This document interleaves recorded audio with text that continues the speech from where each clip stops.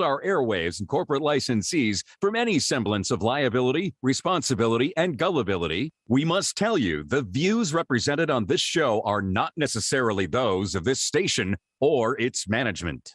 This radio show contains differing points of view on current political topics, and due to the nature of its contents, it should be heard by everyone. Thank you for listening. 3, 2, 1. Now live from the Devil Radio Studios in Madison, Wisconsin, where the political party is just beginning. Welcome to the Devil's Advocate Show. Friends proving it's never personal, only politics. Please allow me to introduce myself. Here is your host, Mike Crute. Welcome to the Devil's Advocates Radio Show, the Hump Day edition. Fancy Brian, how you doing, man? I'm all right, man. I'm fair to middling. Fair to middling. You know, if my wife's listening right now, I'm probably entirely too happy. Hump Day. She'd tell me, I don't think it means what you think it means. Well, sometimes coincidences happen and messages get confused, but I think it's all in good nature. Hump Day's a line. Yeah, well, maybe. Depends on your perspective. Well, I'm smiling under any circumstance. And we got a big show, at least I'd like to think so. I'm going to be joined by a fine co-devil in studio in hour number 2. Batman, Matt Rothschild. Oh, you didn't tell me he was coming here. Oh, he's coming in. I'm excited. I like that guy. Oh, yeah, he's a good partner. And he's selling books. He's merchandising. Matt Rothschild's got a new book. And not only is he selling them, and he has autographed a copy for me. I didn't tell him get Fancy a copy. I'm sorry, Fancy. That's all right. I'll read it through osmosis. So Matt's coming in and he's selling a book, but he's also going to have a contest. We're going to have a little contest on air. Although you can get started a little bit early. We'll give away one of Matt Rothschild's new books, something about saving democracy.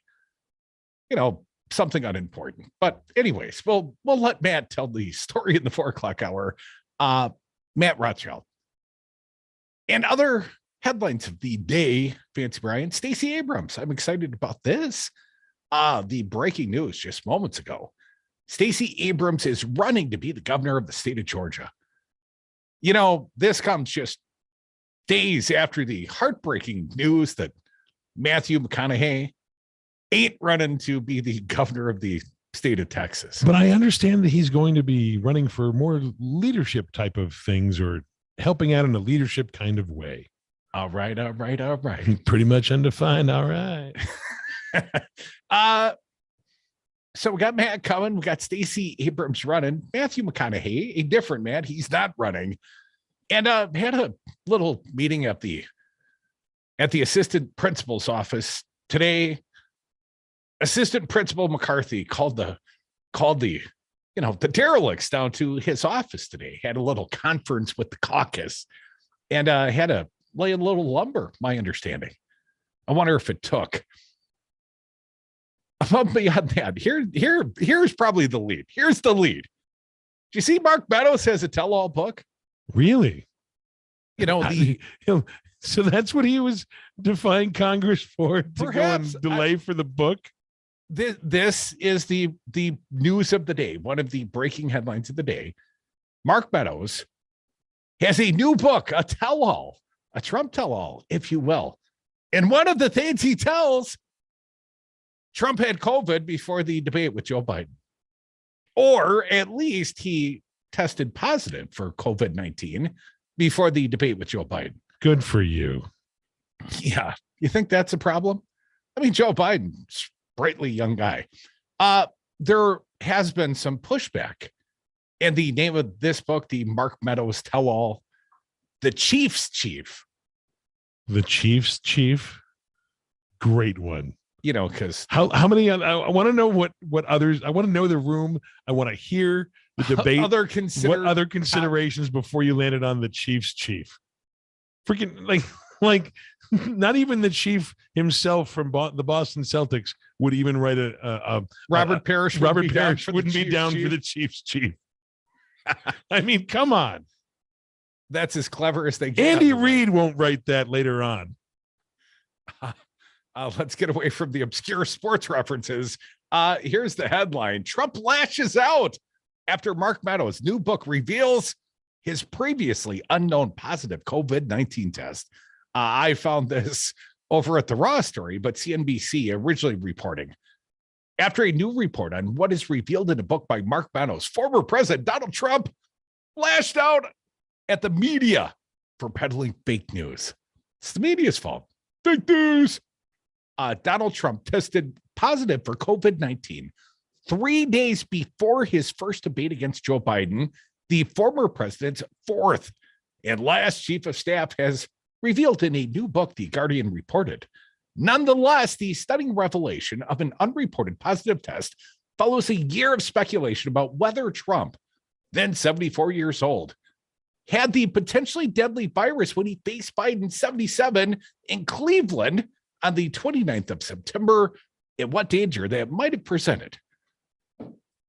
Now, that's a friendly sort of thing to do. Trump shows up with COVID at a debate with the 77-year-old opponent. If I recall correctly, they didn't wear masks on the stage together. I feel like every time someone writes a memoir like this or reveals something about that, I feel like it's, hey, remember that time when this thing happened and you guys made jokes about it and we're like, yeah, you know, of course they wouldn't do that. And you know that joke you made? Yeah, well, it's actually true. It was real. It's worse than that. It's worse than that. Good job, everyone.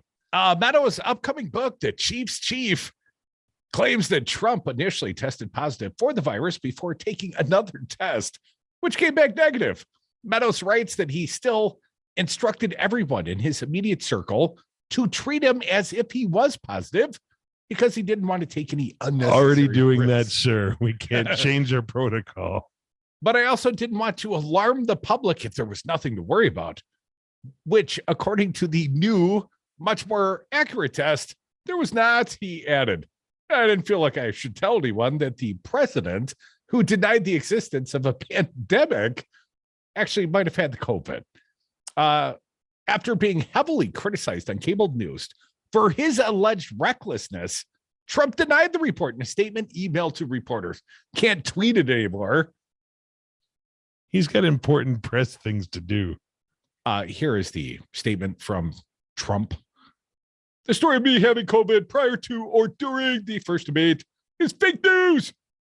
In fact, a test revealed that I did not have COVID prior to the debate. But we know you later had COVID. Is he worried about being labeled a bad guy at this point? I just think he's just lashing. Whatever you said was not true. Now, Mark Meadows, apparently the other headlines I'd seen very recently, Mark Meadows to testify before the January 6th committee. Do you think Trump's happy about that? Now that the book is out, I think he'd be just fine. What do you think's more problematic? The book or the testimony? I don't know. We're going to have to find out. And I can't wait to hear what Trump has to say during that testimony. Oh, you brought up testimony. That's an interesting thing you would do there. Here's another headline. Woman testifies that Jeffrey Epstein flew her to meet Trump when she was 14 years old. Oh. This was testimony today in the Ghislaine Maxwell trial. And there's not a lot of details at this point, but, I'm just thinking about the circumstance. This Epstein, who, has already been convicted once, although under very shady circumstances, under the federal prosecution, he effectively had agreed that he had sex with unlawfully with underage girls. Yeah. And now his associate, who apparently procured many of these women for him, is on trial. And the pilot on the Lolita Express testified yesterday. Oh, yeah, Donald Trump was definitely on the flight. And now we've got testimony today, the first of the 4 women that apparently are the accusers against Ghislaine Maxwell. And the first one was just 14 years old. And this woman not yet giving any sort of, let's say, descriptive testimony, but more sort of general testimony. And I wonder where they're going with this. You know what I'm saying? Why would Epstein fly a 14-year-old girl to Mar-a-Lago to go see Trump? Now, why? Well, you got to bring your friends with you, right? A woman who says she was trafficked by Jeffrey Epstein and Ghislaine Maxwell testified in court today that Epstein took her to meet Donald Trump at his Mar-a-Lago resort in Palm Beach, Florida, when she was just 14 years old. CNBC reporting. The woman did not accuse Trump of any wrongdoing. She also did not go into detail about what happened at the meeting. Now, here is a quote from the CNBC report. Maxwell is charged with procuring the woman who was testifying under the pseudonym of Jane and other than underage girls to be sexually abused by Epstein, a money manager who for years socialized with Trump, former President Bill Clinton, Britain's Prince Andrew, Microsoft's co-founder Bill Gates, and other wealthy and powerful people. Jane is the first of those accusers to testify at trial, which began on Monday. Maxwell's lawyer, Laura Menninger, asked Jane if Epstein introduced her to Trump. Yes, Jane replied. Maxwell, the 59-year-old daughter of the late newspaper baron Robert Maxwell, faces an effective life sentence if convicted in New York of sex trafficking minors for Epstein, her former lover. Following the death of Epstein, we won't even go into that, Fancy Brian. A multi-million-dollar Epstein, a multi-million-dollar money manager who befriended countless celebrities, including Britain's Prince Andrew. Prosecutors vowed to pursue co-conspirators, resulting in Maxwell's arrest in July of 2020. She's been held under terrible circumstances, if you believe her. She has complained of unsanitary, inhumane conditions under rigorous surveillance that one of her lawyers compared to that surrounding the serial killer Hannibal Lecter in Silence of the Lambs. What, is she going to catch you and traffic you immediately? I'm not sure. I think that might be a bit of an exaggeration. On Tuesday, a pilot testified at Maxwell's trial that Trump flew on Epstein's private plane. Well, has it been a great week for Trump? We'll see. He's going to somehow claim victory. Well, or that all of this is fake news. Come back, more devils.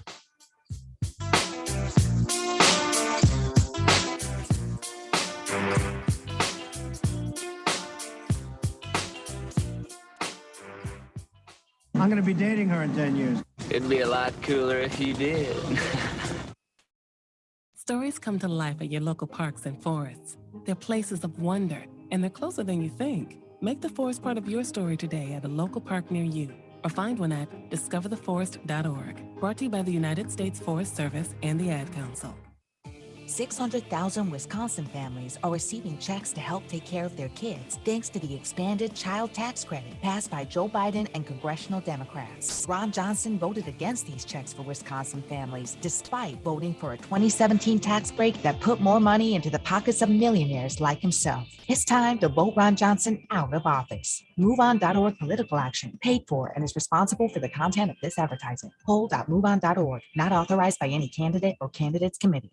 President Trump lost the election. Joe Biden won the election. Collectively, Republicans got 1.661 million votes, 51,000 more votes than Trump got. He exhausted his cases. He exhausted the court challenges. All the Republicans voted for Trump the way they voted for the assembly candidates. He would have won. It was not rigged. It was not stolen. Donald Trump lost the election. Joe Biden won the election.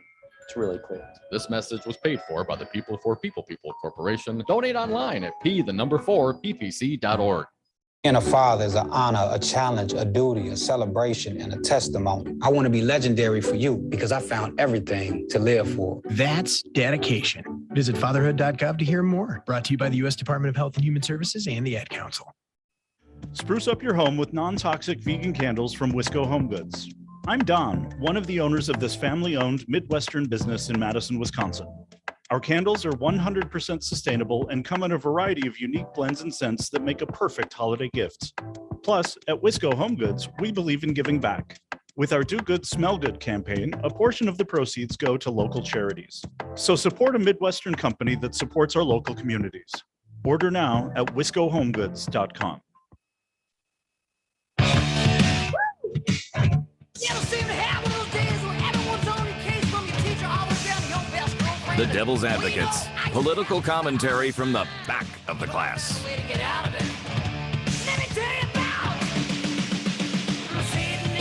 Welcome back to the Devil's Advocates radio show, the Hump Day edition.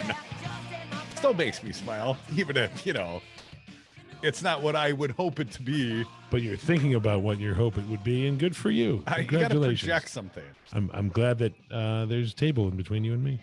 Yeah. Aspirations. Here's what I wanted to talk about. The Mean Girl Caucus going on over on the Republican House side. And it's easy to belittle them, but it's gonna get crazy pretty soon. There's some crazy stuff going on. And Assistant Principal McCarthy called all the mean girls down to his office. And when I say mean girls, I include, people like Matt Gaetz and Jim Jordan and that crew. McCarthy pleads with Republicans to stop the infighting. Congress is not junior high. It's high school, and you better get with that. Well, just because a lot of his, caucus dropped out or perhaps got their GEDs, that's no hey, you know what? However you get it, good discourse. for you for getting it. I'm not going to go and disparage someone for getting their GED. No, and I shouldn't either, but sometimes I do. House Minority Leader Kevin McCarthy on Wednesday pled with Republicans to stop attacking each other as they keep getting mired in nasty personal fights, admonishing them that Congress is not junior high. During a closed-door meeting with rank-and-file Republicans, McCarthy said that the intra-party squabbles amongst a handful of Republicans, primarily between the far-right flank and the more moderate members, there's not many of those, weren't helpful for the GOP as they seek to win back the majority in 2022. But the ones with the Democrats, those are just fine. But the ones with us, he's got a problem with them because they're fighting within the party, has no problem with the direct insults being flung across the aisle. Well, they're beyond insults. I mean, they're sort of racist ethnic slurs. I'm being generalized. Being leveled across the somewhat. aisle. We'll get to that in a moment. Here's what McCarthy said. Assistant Principal McCarthy. Well, 99% were doing the right thing, McCarthy said. He urged the remaining 1% of the GOP conference to stop the infighting and no more spitballs and quit talking publicly about a speaker's race that's more than a year away, according to a source in the room. McCarthy did not name any names. Oh, you got to name names, Fancy Brian. Oh, no, this is high school. Hold you all accountable without naming any of your names. This is not junior high. This is high school. You know deal who with things you in are. a dignified way. McCarthy did not name any names in the meeting, but his remarks appeared to be aimed at conservative rabble-rousers like Reps Marjorie Taylor Greene, you know her, she's the QAnon queen, and Rep Matt Gaetz, who have said McCarthy doesn't yet have the votes within the GOP conference to be speaker if they win the House majority. His comments generated audible grumbling from a trio of Trump loyalists, Green Gaetz and Rep Lauren Boebert, who were sitting together in the meeting. What a clique they make. What the a group girls of clique people that talk to each other. Good Marjorie Taylor Greene, Matt Gaetz, and Lauren Boebert. I mean, if you see them sitting at a table at lunch, just keep walking on by. You're not cool enough. I want to know what they talk about seriously without anybody around to go and bloviate to. Congress is not junior high, McCarthy admonished his members, adding the Republicans had a higher calling in Washington. Since when? When did they have a higher calling? Maybe back when America was a little bit greater, but today, not so much. Anyways, here's a little bit more. We're on a mission from God. Yeah, Republicans only have to flip 5 seats to win the House majority in next year's elections. But they've remained mired in infighting in recent weeks, despite efforts to focus on messaging against Democrats' social spending and climate package. The latest flare-up came on Tuesday when Green and Rep Nancy Mace she's a Republican from South Carolina, spent much of the day launching personal attacks at each other via Twitter, doing the people's work. The fight began when Mace said during a CNN interview over the weekend that she condemned Islamophobic comments from Boebert. Boebert, call her bigoted Barbie, Lauren Boebert, suggesting that Rep. Ilhan Omar, one of the first Muslim women elected to Congress, could be a terrorist. Mm-hmm. Yeah. Now, Mace's comments drew the ire of Green, who tweeted that the first-term South Carolina lawmaker is the trash in the GOP conference. That's funny. I mean, that's white trash calling. That is trash calling white trash trash. Mace fired back using bat excrement and a clown emoji. That Green was back crazy. This is great. McCarthy has repeatedly tried to tamp down fires within the House GOP conference over the past few weeks to limited avail. 2 weeks ago, McCarthy tried to quash a push from some far-right members to take away committee assignments from the 13 House Republicans. The ones that voted for the bipartisan infrastructure bill. How dare they? That came the same week that 2 Republicans, Rep. Adam Kinzinger and Liz Cheney, voted with Democrats to censure Paul Gosar and remove him from committees for posting an edited anime video that depicted him killing Rep. Alexandria Ocasio-Cortez. This is high school people, not junior high. What was his defense at the time? Oh, I'm just trying to appeal to the kids today with the anime. Oh, good. Yeah. Something like that. First Amendment. This is when are you going to tell me that what next ridiculous thing is going to happen? Here's what I want. I want participation. I want you to be as juvenile as the the Mean Girls caucus. I'm looking for name calling. I'm looking for hair pulling, eye gouging, maybe some screaming at 844-967-2789. And of course, Roe v. Wade under attack before the U.S. Supreme Court. Doesn't feel that way. Seems very somber, but it's under attack. So lots to talk about. Want to hear from you. Dial us up. We'll be in the back smoking one. Come back. More Devils. Everybody knows they're smoking in a loud and screw.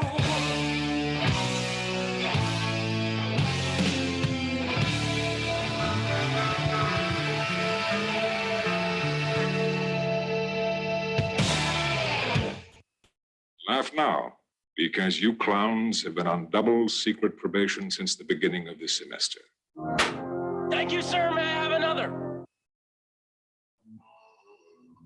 Make sure you listen to Devil Radio 92.7.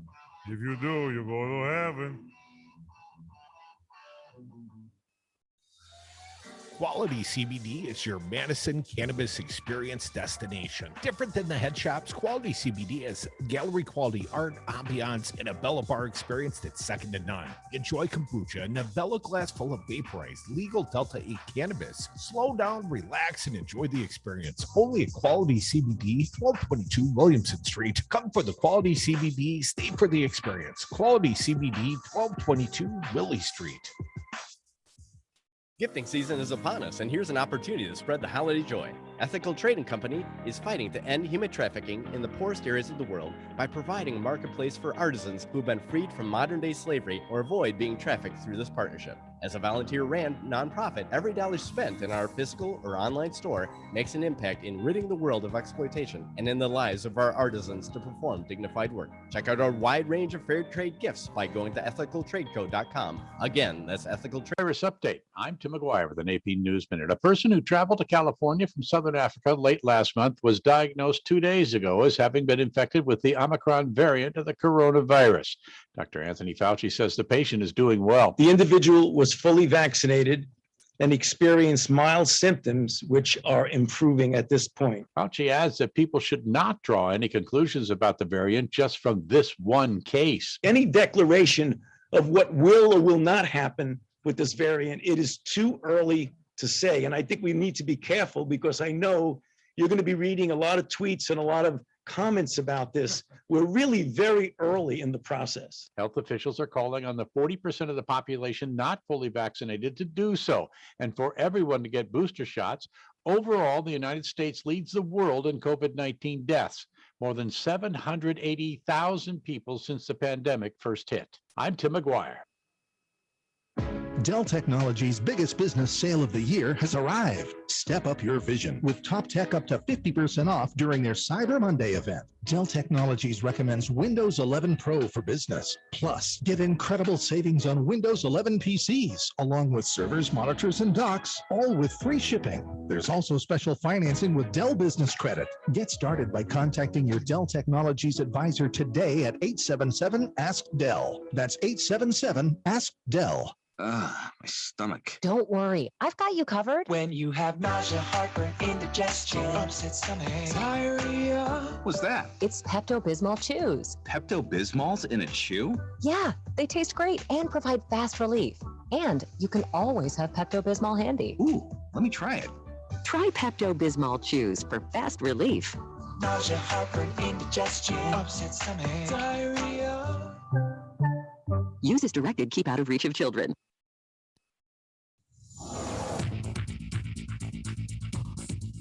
For Devil Radio 92.7 FM and WTTN 1580 AM, I'm Luke Mathers with your headlines.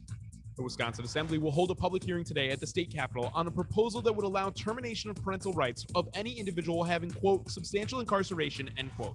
Wisconsin law typically reserves the instance of terminating such rights for individuals with a potential threat to their children, but the proposal would allow judicial discretion for considering incarceration in that decision. According to data from the Wisconsin Hospital Association, the state hit a new high for COVID-19 hospitalizations for 2021 on Monday.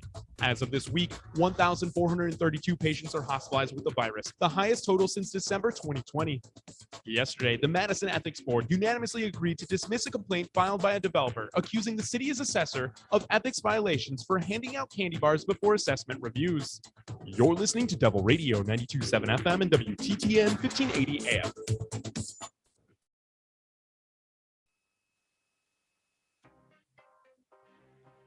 Yeah, I try to be nice, but some people are just mean. Sometimes it seems like the whole world is still in high school.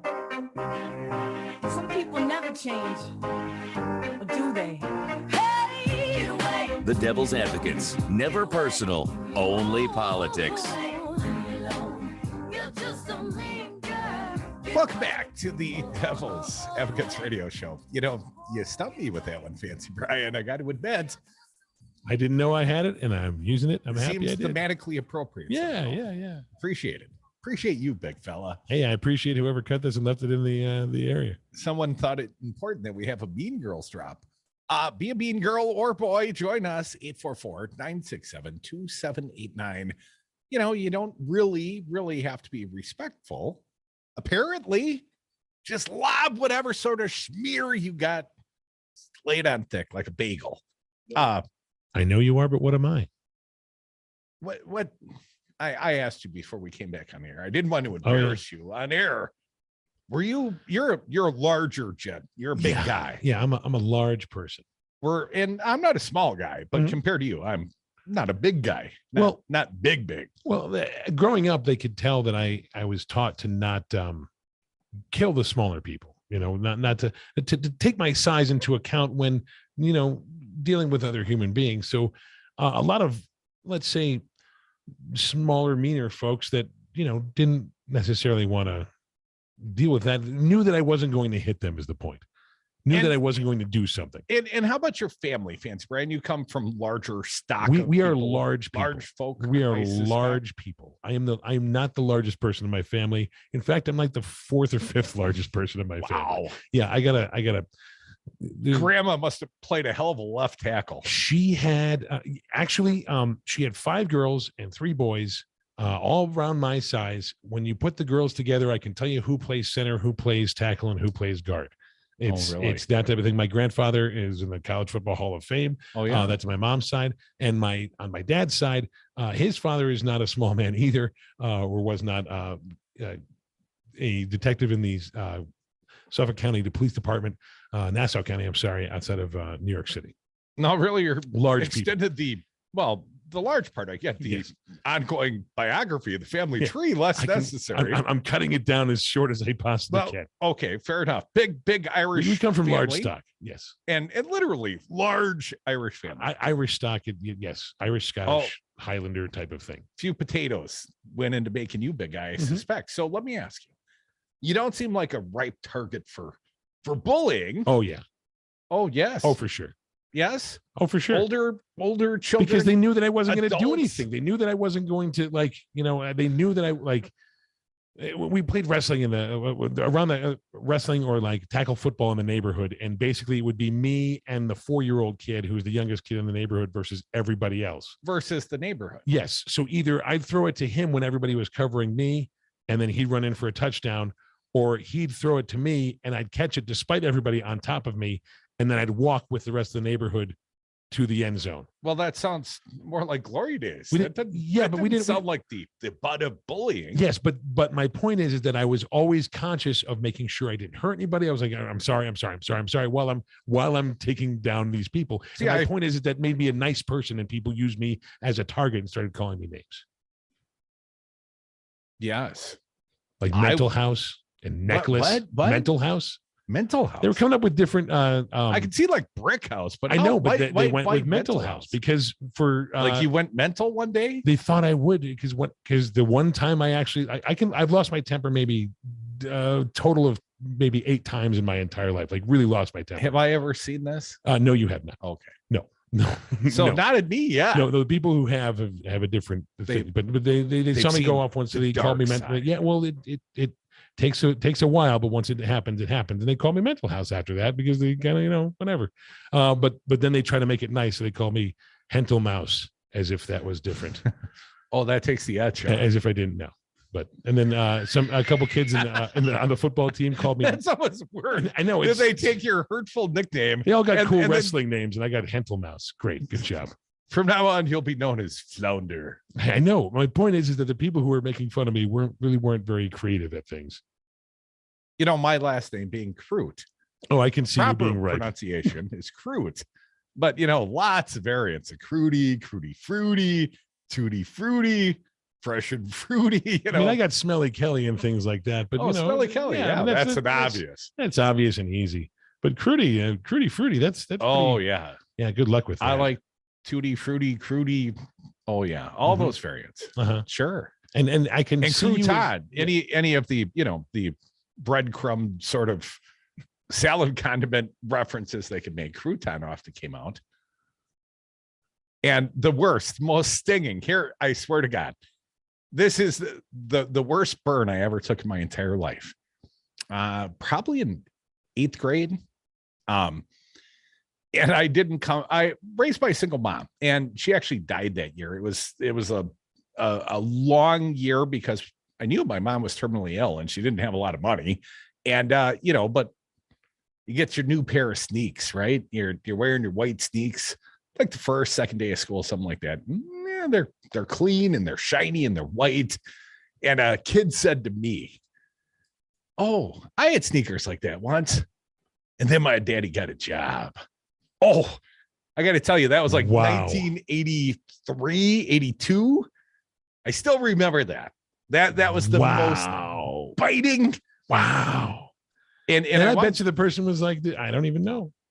Just, did they know? Yeah, I burned that poor kid. Wow. But that one still stinks. I mean, I felt that one because, there's some truth to that. No. They were inexpensive shoes. I'm sure they weren't the cool kids. They weren't even Pumas. They weren't ponies. They were some off generic Trax brand. Make fun of the shoes, but you just got to the core, man. That wasn't even on the radar, and you just got hit. That's the deepest I was having. Wow, man. Kids are the worst. And then you get married and you realize, oh no, it gets much worse than that. Uh-huh. Leave that out. Uh-huh. I've been saying this bad stuff, not bad, but saying stuff about my wife. No, we're actually getting along great. I don't know why I bring any of this up, but it's an ongoing theme. Yeah, hump day. Here's the theme. Mean Girls. As Democratic leaders, according to thehill.com, as Democratic leaders weigh potential punitive action against Rep. Lauren Boebert for her recent Islamophobic remarks, Speaker Nancy Pelosi suggested today that one option is off the table: doing nothing. Here's her quote. "These people do not respect the House that we serve in. We have to make sure that the public understands that we do. Pelosi told House Democrats during a closed-door meeting in the basement of the Capitol. Democratic leaders have so far been cautious in their approach to the uproar over Boebert. Now, we haven't talked a lot about this, who drew widespread criticism in recent days after suggesting to constituents that Rep. Ilhan Omar from Minnesota, one of the 3 Muslims in Congress, poses a threat of terrorist violence. The publicity surrounding the incident sparked death threats against Omar, a Somali refugee. Pelosi and other Democratic leaders quickly issued a statement condemning Boebert's remarks in sharp terms, but they stopped short of taking the same disciplinary action they applied to Reps Marjorie Taylor Greene and Paul Gosar, both of whom were stripped of their committee assignments this year for promoting violent rhetoric and imagery against Democratic lawmakers. Instead, Democrats are pressing House Minority Leader, the assistant principal, Kevin McCarthy, to sanction Boebert unilaterally. McCarthy has sought to ease the tensions privately, but has not publicly condemned her bigoted remarks. Silence from the GOP, that's pretty typical. Kind of builds, doesn't it? Couple of sound bites. We've got Ilhan Omar, my bad. Let's play it for the people. Fancy Brian, cut number 30, if you would. This is from last night, talking about Boebert, who called her, a terrorist, and called her part of the Jihad Squad. The Jihad Squad, just, drop it like it's hot. Cut 30. We cannot pretend that this hate speech from leading politicians doesn't have real consequences. The truth is that anti-Muslim hate is on the rise both here at home and around the world. More from Ilhan Omar. Cut 31, please. It is time for the Republican Party to actually do something, to confront anti-Muslim hatred in its ranks and hold those who perpetuate it accountable. Well, that's going to be very difficult. That's sort of one of their party platforms at this point, Fancy Brian. Racism's kind of baked in the cake at this point. More from Rep. Ilhan Omar last night, again, addressing the issue with Boebert. 32. When a sitting member of Congress calls a colleague member of the Jihad Squad and falsifies a story to suggest that I will blow up the Capitol, it is not just an attack on me, but on millions of American Muslims across this country. One more, Rep. Andre Carson. He is a Democrat from Indiana, again, on the topic of Omar and Boebert, calling out incitement. Cut 35, please. This is about calling out individuals who deliberately incite violence and irresponsibly spread lies and misinformation. Well, we will see what the outcome is, but Boebert, and if you got some names for her, share them here. 844-967-2789. I mean, how tough can he be? It's a name like Francis. George is trolling constantly, isn't he, Fancy Brian? Oh, he brought up Michael Gableman's toenails today. That's how deep in the well he's digging.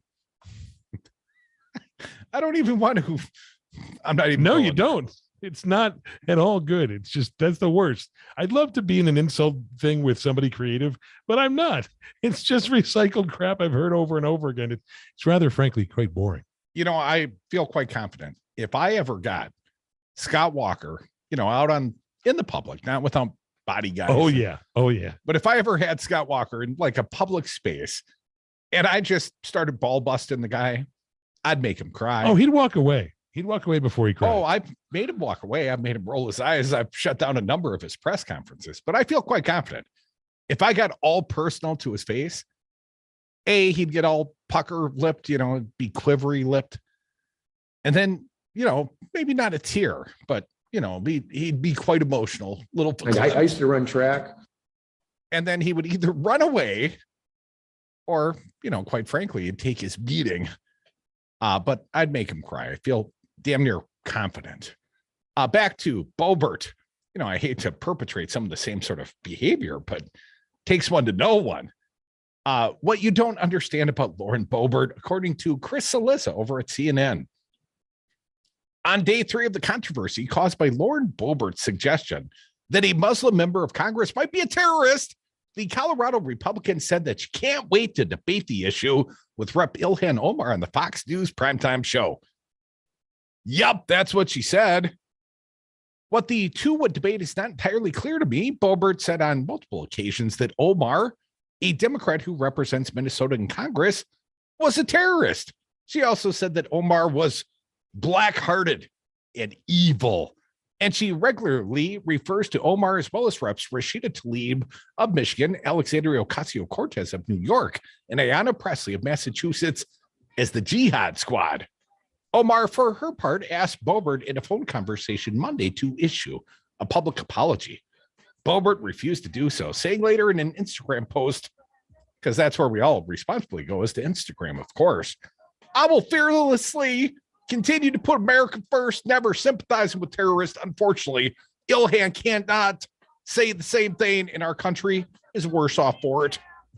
On Tuesday afternoon, Omar played a recording of a voice message he had received following Boebert's comments, in which several slurs were used, and the caller told the Congresswoman she will not live much longer.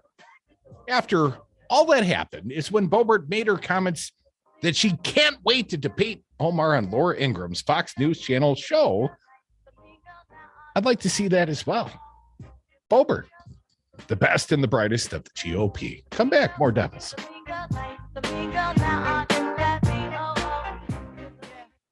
Oh, I have so many names. This is like bowl of doggy do. Put a cherry on top and call it a chocolate sundae. He looks like some disheveled drunk that wandered onto the political stage. You and your mom are hillbillies. Just go cry to your father, you little weasel. My Shiro always goes the extra mile, stretches every dollar, puts others first. But now it's your time, Mom. Get free tips to help boost your retirement savings now at aceyourretirement.org. Brought to you by AARP and the Ad Council. 600,000 Wisconsin families are receiving checks to help take care of their kids, thanks to the expanded child tax credit passed by Joe Biden and congressional Democrats. Ron Johnson voted against these checks for Wisconsin families, despite voting for a 2017 tax break that put more money into the pockets of millionaires like himself. It's time to vote Ron Johnson out of office. MoveOn.org political action, paid for and is responsible for the content of this advertisement. Poll.moveon.org, not authorized by any candidate or candidates committee. Hi, Don from Wisco Home Goods here. Jeremy and I handcraft our 100% non-toxic candles from locally sourced materials in our Madison, Wisconsin facility. Wisco Home Goods candles come in a variety of unique blends and scents that you're sure to love. Add a little warmth to your home as the days get colder with one of our Midnight Cypress or Up North candles. Order at wiscohomegoods.com. Natural, healthy, nourishing candles and more at wiscohomegoods.com. Here's today's STEM tip.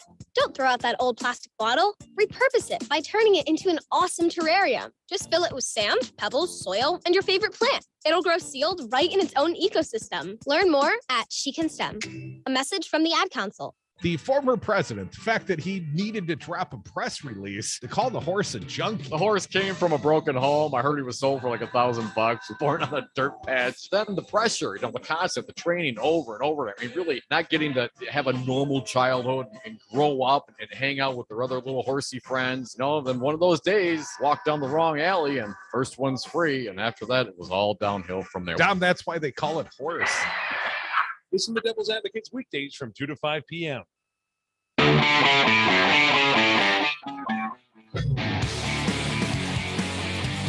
Devil's Advocates. Radio for nasty women everywhere.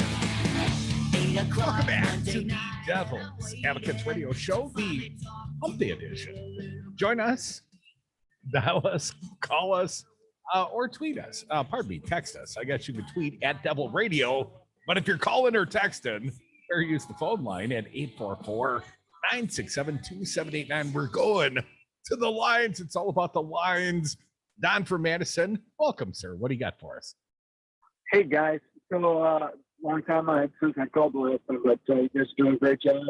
But you know how the Republicans are always putting little monikers on us, like crooked Hillary Clinton? Sure. I think we should pick 8 of those knuckleheads like Bobbert, Marjorie Taylor Greene, Madison Hawthorne, Pato Matt Getz, and we should start monitoring them like the crazy 8. You know? I like that, but I'm gonna bundle them all together and I'm gonna call them pasters for the ivermectin, if you will. I thought of that the other day. I feel like that was something I came up with originally, but I feel like we should moniker them pasters. Like eating paste back in not middle school, but elementary school. I had a guy next to me that used to eat paste all the time. Well, like, are you hungry? I suspect a few in the GOP caucus ate worse than paste. No, sniffing gas. Gas? Yeah, they're probably sniffing gas and siphoning gas from their kids. That's why they're so messed up in their head. That cannot be a good thing for one's mental development, Don. No. Have you ever perpetrated the gas sniffing? No, I haven't. But back when I didn't have a whole lot of money, I actually had to siphon gas a couple of times out of cars that had broken down. What'd you do? You can siphon it. It doesn't taste all that great if you get it in your mouth. But I have never siphoned gas. I've been fortunate enough. I've never had it. I've ran out of gas. Never siphoned gas. Yeah.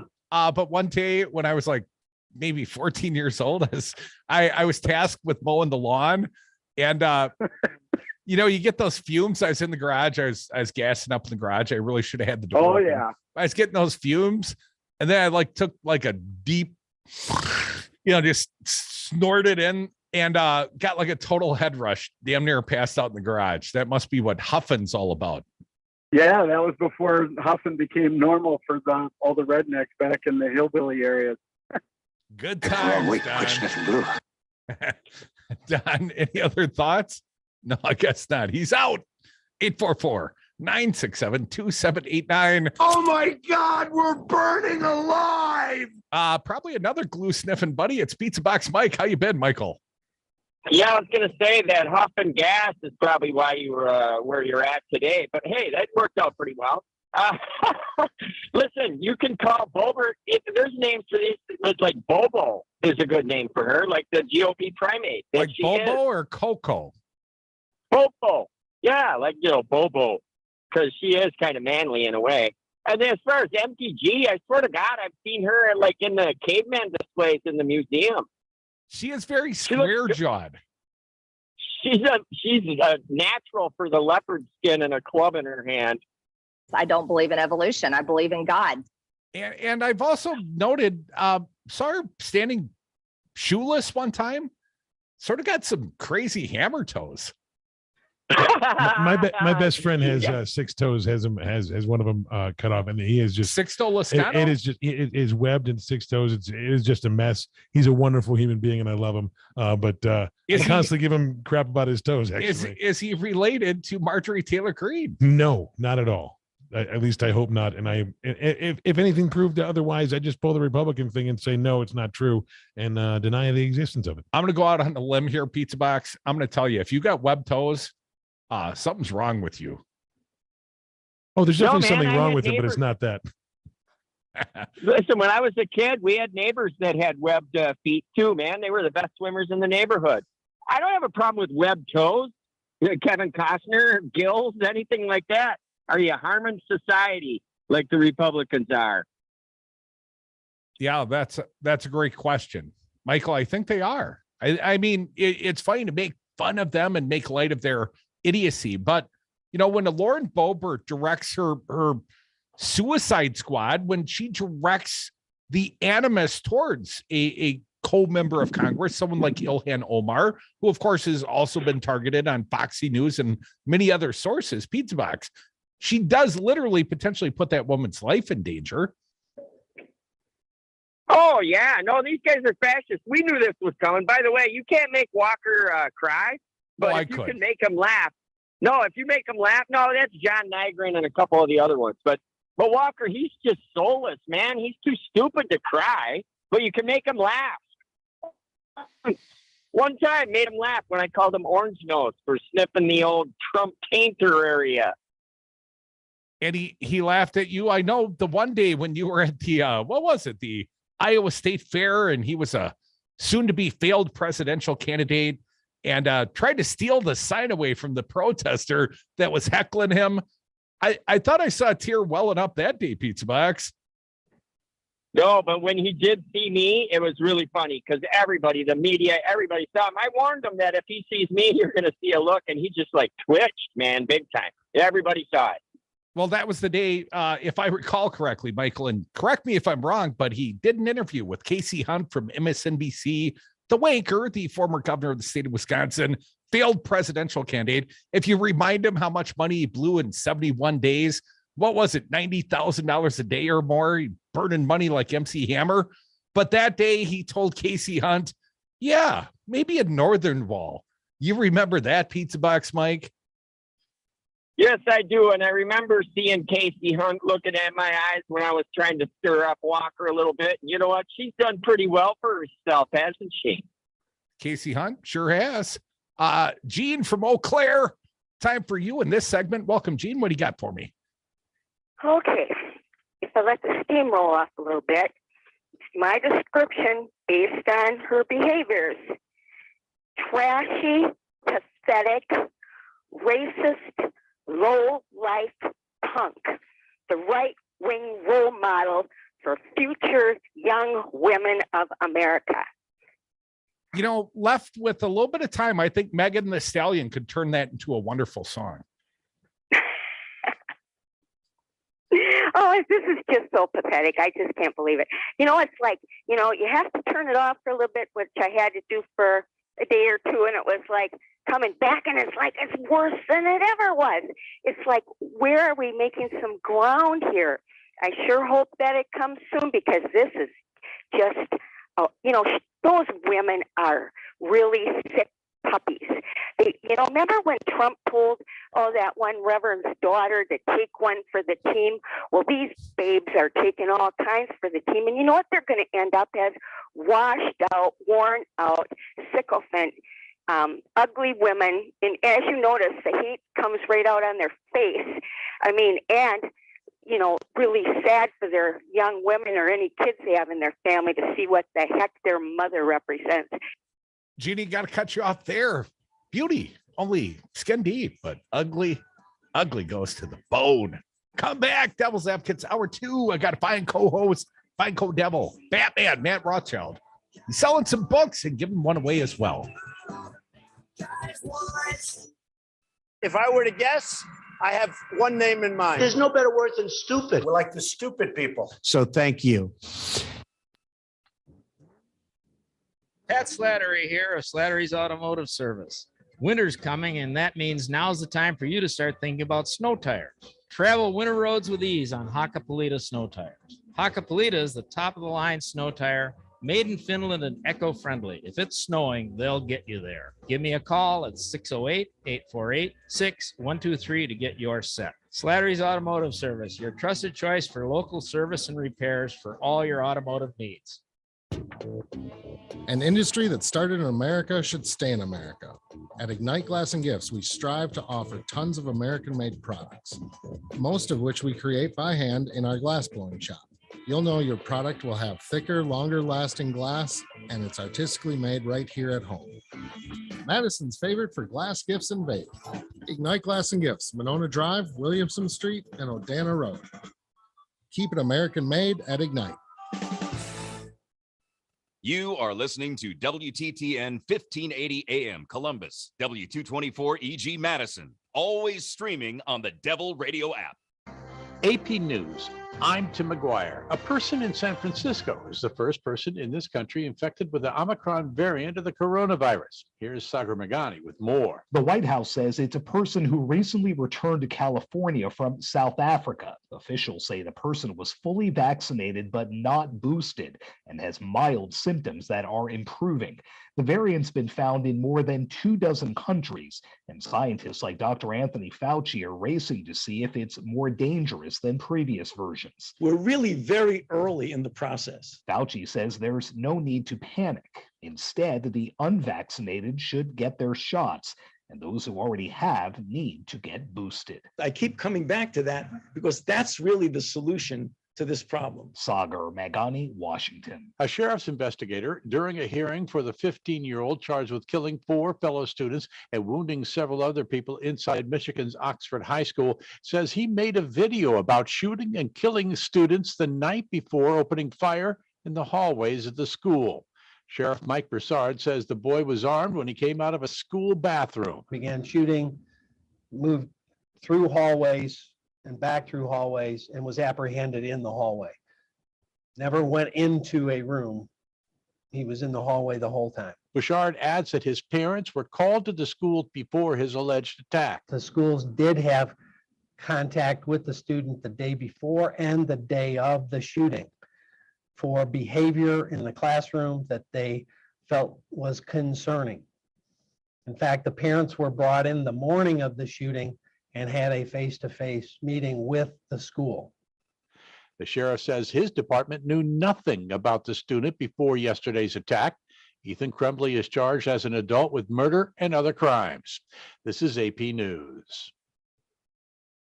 Dell Technologies' biggest business sale of the year has arrived. Step up your vision with top tech up to 50% off during their Cyber Monday event. Dell Technologies recommends Windows 11 Pro for business. Plus, get incredible savings on Windows 11 PCs, along with servers, monitors, and docks, all with free shipping. There's also special financing with Dell Business Credit. Get started by contacting your Dell Technologies advisor today at 877-ASK-DELL. That's 877-ASK-DELL. My stomach. Don't worry, I've got you covered. When you have nausea, heartburn, indigestion, upset stomach, diarrhea.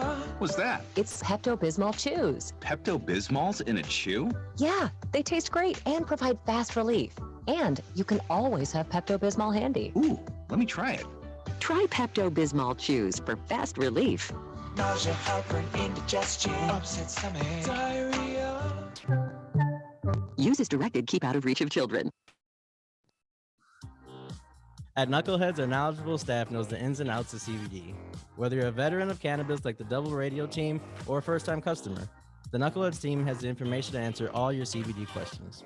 Never heard of a tincture? We got you covered. Looking for something to address those achy joints? We got just the thing. Stop into our new location at 520 State Street and mention Double Radio to our knowledgeable staff to get 15% off your order today. Knuckleheads, your one-stop shop for CBD in Madison. At Chance Design Build, our tagline is building a better world, one remodeled home at a time. Simply stated, we want to be a part of the solution to leave the world better than we found it. That's why we've invested in a 20 kilowatt solar array, which provides over 90% of our electrical demand at our shop, office, and design studio. And that's why we invest in local causes which provide opportunities and which confront structural inequality. At Chad's Design Build, we are proud to partner with you, building a better world, one remodeled home at a time.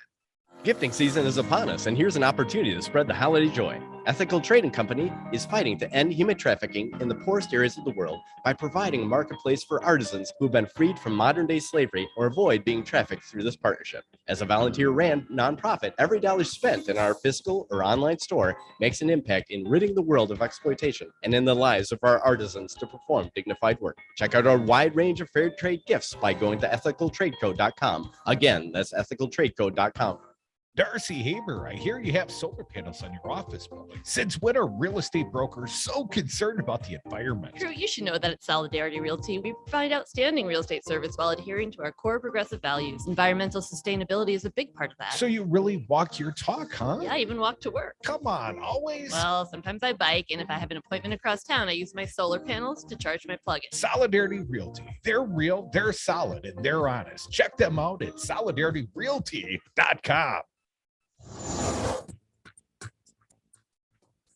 For Double Radio, 92.7 FM and WTTN 1580 AM. I'm Luke Mathers with your headlines.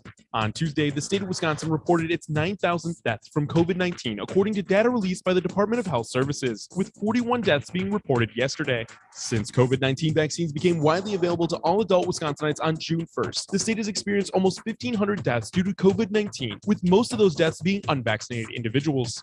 It took 6.5 months for the state of Wisconsin to go from 7,000 deaths to 8,000 deaths, but the most recent 1,000 deaths recorded in the state took only 2.5 months. According to DHS data, only 59% of Wisconsinites have received their first dose of COVID-19 vaccine. 80% chance for rain and possibly snow this morning with overcast skies expected throughout the afternoon. Winds up to 15 miles an hour and a high today of 50 degrees. Light cloud coverage expected this evening with an overnight low of 44 degrees. You're listening to Devil Radio 92.7 FM and WTTN 1580 AM.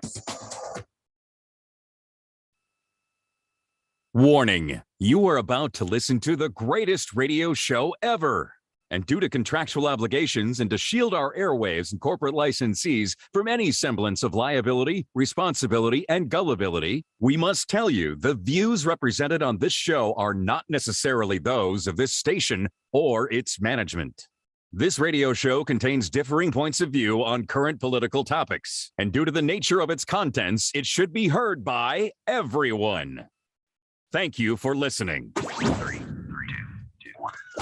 Now live from the Devil Radio Studios in Madison, Wisconsin, where the political party is just beginning.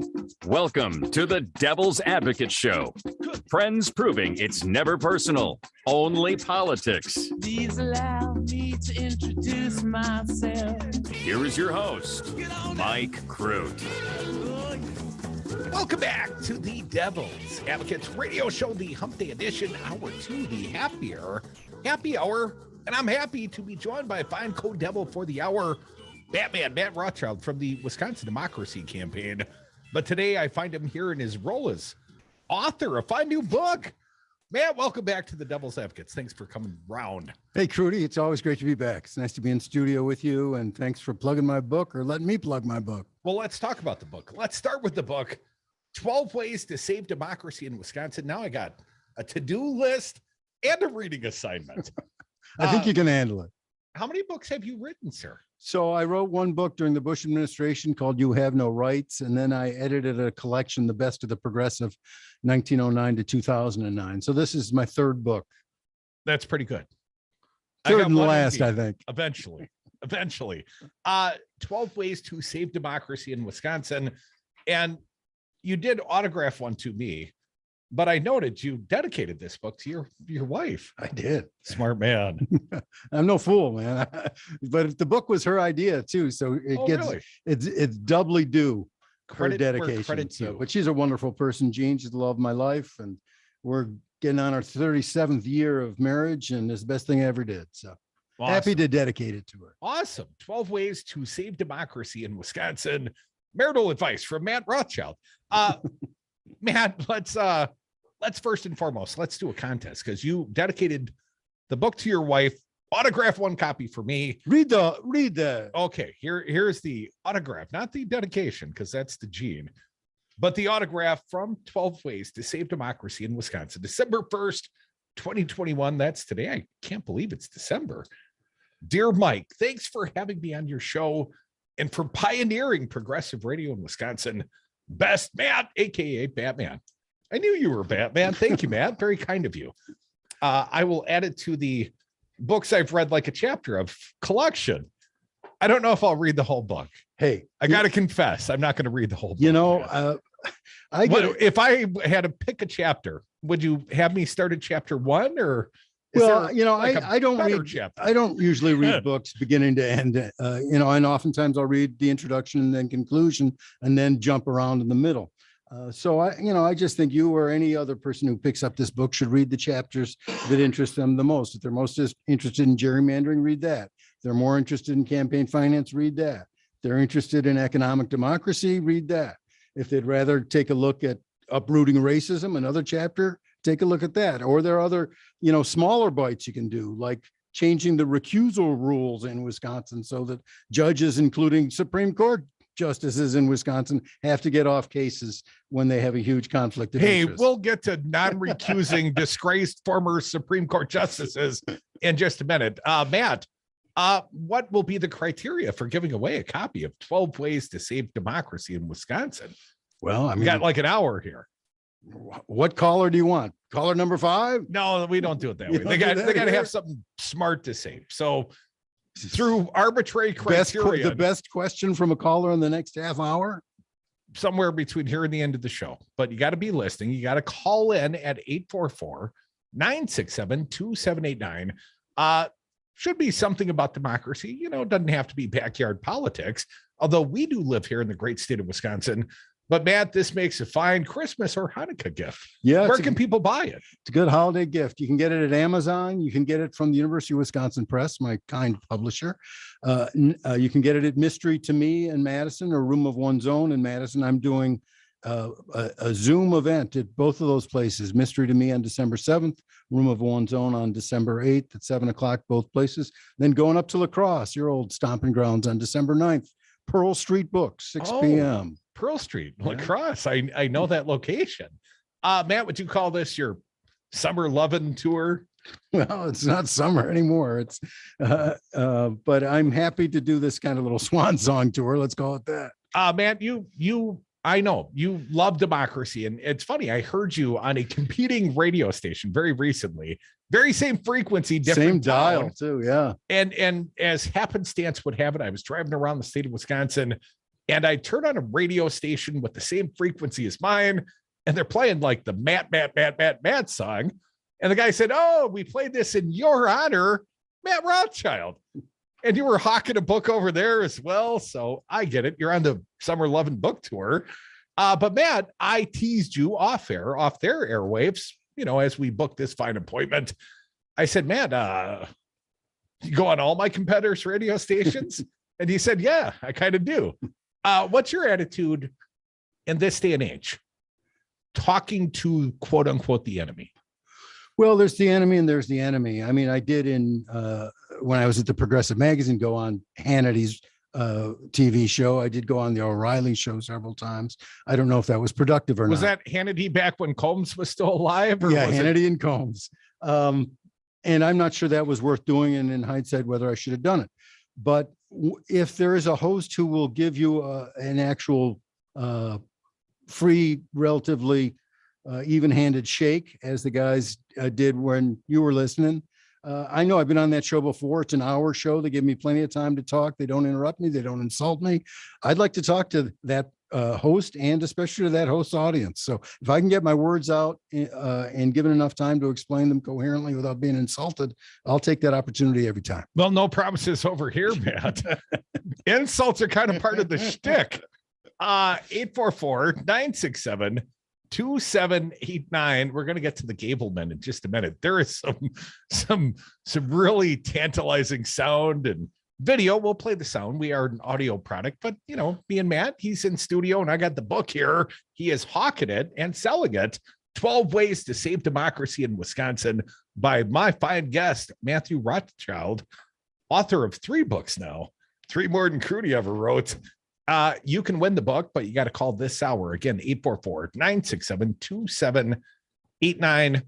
Matt, you know, we talked about your testimony yesterday a little bit on a competing radio signal. Let's talk about Michael Gableman. Gableman is a disgrace, to my opinion, my characterization, former Wisconsin Supreme Court Justice, and he has been tasked, despite the fact that he showed himself to be a Trump partisan, said, you know, rigged election and it's probably stolen. And now he's in charge of this, cyber ninja audit sham investigation here in the state of Wisconsin. And he was giving testimony today. And under the questioning of a Democrat, kind of lost his freaking mind. Were you witnessed any of this, man? I did. I was watching it live. And I've got to say, I've never seen a witness so contemptuous of elected officials as Michael Gableman. He was rude. He was obnoxious. He was screaming at legislators. And those are his good qualities. Yeah, no one gets to do that other than Michael Gableman. I've never seen someone let that happen. Of course, the chair was Janelle Brandon, who was even more crazy than Gableman about the rigged election. So she took Gableman's side and told Spreitzer to be respectful when it was Gableman who was saying, shame on you, and I'm not going to answer that question, and called elected officials criminal, called administrators and commissioners, the Wisconsin Elections Commission, criminal. He was just slandering people up there. And anyone who watched it saw this man for what he is, which is a blowhard and a bully. You know who he reminded me most of? Spiro Agnew, the disgraced former vice president under Richard Nixon, who had to resign.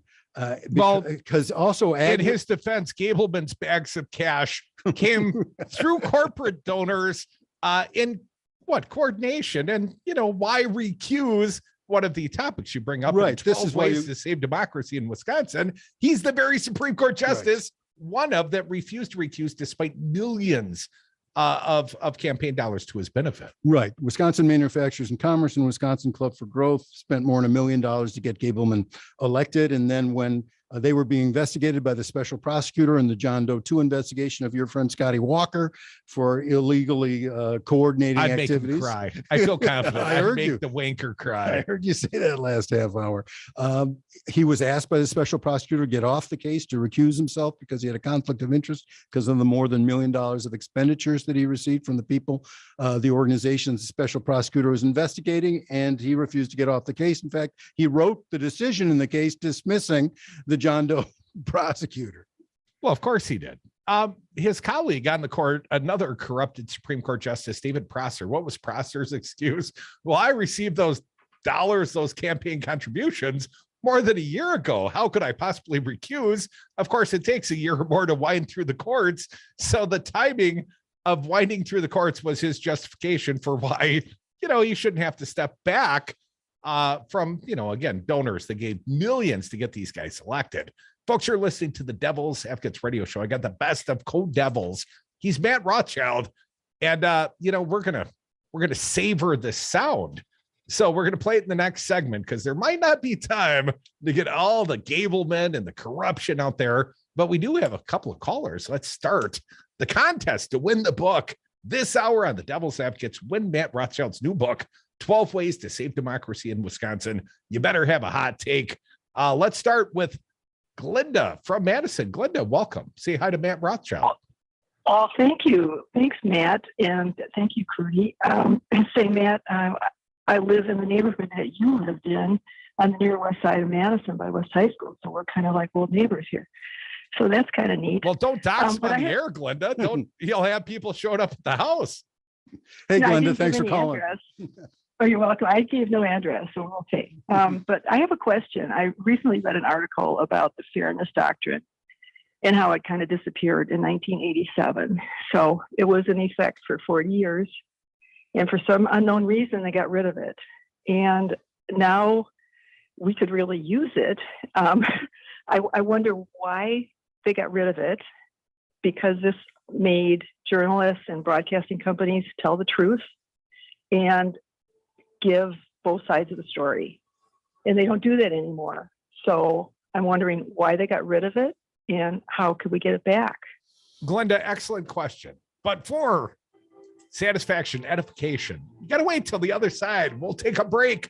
We'll come back. Perhaps Matt will answer the fine question, and we'll see who's going to win the book. 12 Ways to Save Democracy in Wisconsin. I got the author, Matt Rothschild. More Devils. We'll be right back. What are you? I'm Batman. You are my number one guy. Right now, we all feel a little disconnected. For seniors living alone, the isolation can be overwhelming. Connect with an older loved one and have the conversation of a lifetime at StoryCorpsConnect.org/AARP. A message from AARP, StoryCorps, and the Ad Council. 600,000 Wisconsin families are receiving checks to help take care of their kids thanks to the expanded child tax credit passed by Joe Biden and congressional Democrats. Ron Johnson voted against these checks for Wisconsin families, despite voting for a 2017 tax break that put more money into the pockets of millionaires like himself. It's time to vote Ron Johnson out of office. MoveOn.org political action, paid for and is responsible for the content of this advertising. Poll.moveon.org, not authorized by any candidate or candidates committee. President Trump lost the election. Joe Biden won the election. Collectively, Republicans got 1.661 million votes, 51,000 more votes than Trump got. He exhausted his cases. He exhausted the court challenges. All the Republicans voted for Trump the way they voted for the assembly candidates, and he would have won. It was not rigged. It was not stolen. Donald Trump lost the election. Joe Biden won the election. It's really clear. This message was paid for by the People for People Corporation. Donate online at p4ppc.org. Should I get it? Should I wait? Is it safe? It's okay to have questions. Now, get the facts. Visit getvaccineanswers.org so that you can make an informed decision when COVID-19 vaccines are available to you. Brought to you by the Ad Council. Spruce up your home with non-toxic vegan candles from Wisco Home Goods. I'm Don, one of the owners of this family-owned Midwestern business in Madison, Wisconsin. Our candles are 100% sustainable and come in a variety of unique blends and scents that make a perfect holiday gift. Plus, at Wisco Home Goods, we believe in giving back. With our Do Good, Smell Good campaign, a portion of the proceeds go to local charities. So support a Midwestern company that supports our local communities. Order now at wiscohomegoods.com.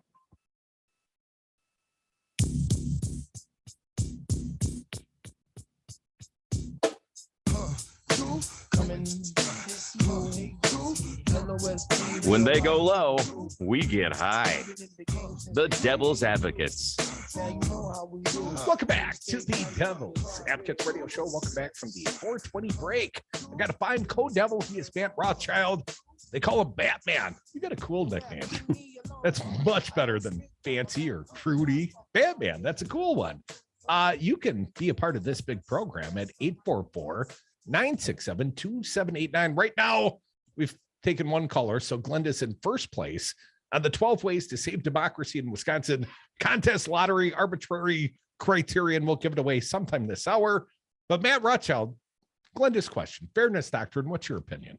Well, I think she's absolutely right. The demise of the fairness doctrine, brought to you by Ronald Reagan, is one of the big reasons our democracy has been so troubled right now, and that the far right has dominated the media spectrum. But that's not the way they tell it. They talk about the mainstream media having a stranglehold, and it's all run by Soros and the leftists. Yeah, I don't know where they are, because I drive around all Wisconsin all the time, and all I'm listening to is either religious broadcasting or really right-wing radio, except when I get in your range, Crudy, and then I'm delighted to hear progressive radio here on 92.7. Turn it up and turn it left. But look, I think what happened was that Reagan and the backers of Ronald Reagan understood that if you got rid of the fairness doctrine, that the right wing and their benefactors were prepared to build a right wing media structure which would dominate the airwaves, and that they would have a huge advantage. They played the media game, the right wing has, much more prudently, carefully, shrewdly than those of us on the progressive side. And so they built up these media networks on the right, on TV, on radio, in think tanks, etc., that are able to we're able to gain so much ground in people's minds. That's why this country's one of the big reasons this country's turned right wing. Matt, I often talk about it on the air. I'm going to bore people and say it again. 81 right-wing talk outlets in the state of Wisconsin, according to other people's research, 235 hours per day of content. That's a lot of content. So a guy like Sean Hannity, and used to be Rush Limbaugh, now it's Buck and Clay, or Dan Bongino, or whatever the righty-whitey host of choice. But that's a hell of a lot of content. It overwhelms. You know, they're out there pushing back against vaccines, and, you know, they're paralleling Fauci with Mengele. I mean, it's crazy to talk. And of course, they are the go-to platform for conservatives, for Republicans, and for guys like Michael Gableman.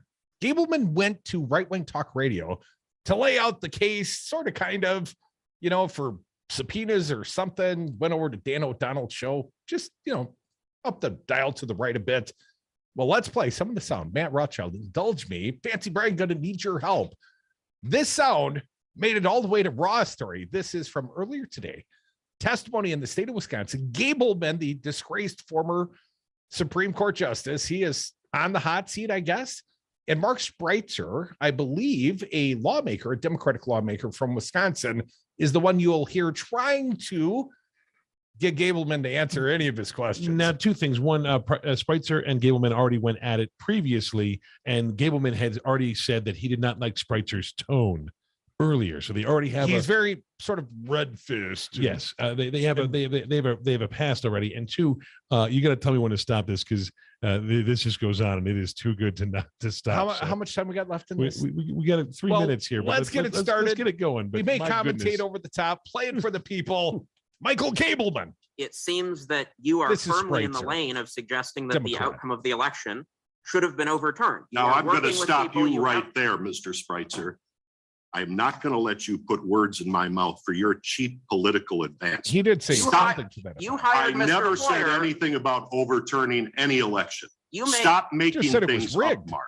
Then why have you hired your Mr. constituents Hoyer? deserve better. Why have you hired Mr. Hoyer? Shame on you. Why? Shame on you. Why have you hired Mr. Hoyer, who tried to overturn the will of the people of Wisconsin? Representative, I am asking you to This is have a Brangen. question. Yes, my question is, why do you feel it is appropriate to employ Mr. Hoyer, who specifically sued to overturn the will of the people of Wisconsin?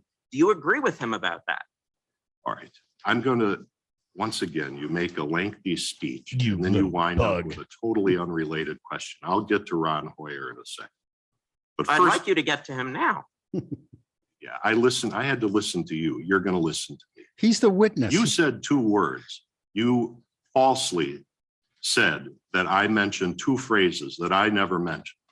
First of all, my argument is not that the election was not perfectly run, Mr. Spreitzer. I never said anything about perfect. I said, has it been? Well, all right. Let's really You suggested it's been rigged. Has it been rigged? And what do we mean by rigged? Rigged, sort of a loaded What I term, mean Gableman. Is did government officials use corporate money, which was transformed into public money, in an effort to help one candidate, to help get out the vote? That was litigated in Wisconsin, and the 4-3 I'm not arguing favorable anything about ruling perfect. and allowing you, this. again, you use the euphemism that the LA, and you misrepresent what the LAB report. It didn't say, oh, gee, there were some things we could have done differently or better. It may have said that, but the central thesis, which you are doing everything in your ability to avoid, is to say that WEC engaged in consistent and is still engaging to this day, Wisconsin Representative Elections Commission, in illegal conduct. Okay. Now let's get to the second phrase that you We're going to have to hold off on the second phrase. I mean, this guy's pretty damn pompous, man. The most pompous, condescending, bullying witness I've ever seen testify in front of anybody, whether it's the U.S. Congress or the Wisconsin legislature. Wait till Trump gets his day in court. Well, it couldn't be much worse than this, though. No, I mean, this guy is like Spiro Agnew. I swear to God. Did he ask that some question from the Democrat, Mark, as he addresses him, Spreitzer? Didn't he say, I want that stricken from the record? Yeah, he acts like he's still on the Wisconsin Supreme Court. He's the witness. You take that off the record.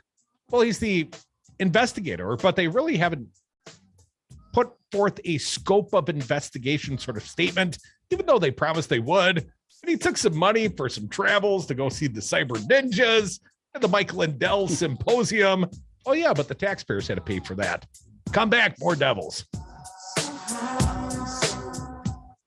Hey, you want to get high, man? Now you want to get nuts? Come on, let's get nuts. It kind of grabs you by the boo-boo, don't it? Stay informed with Progressive News and Talk on 92.7, Wisconsin's home for Devil Radio.